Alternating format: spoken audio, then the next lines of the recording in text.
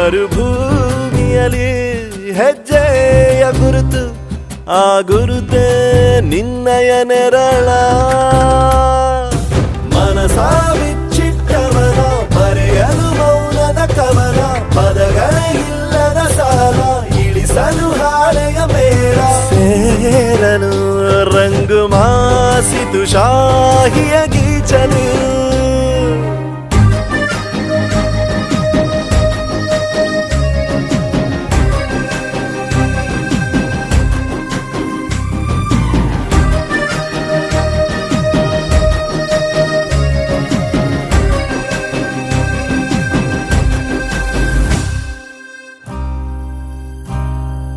ಸಮಯ ಸಾಗುವ ಗತಿಯ ತಡೆಯುವ ಪರಿಯ ನಾ ಕಾಣೆನು.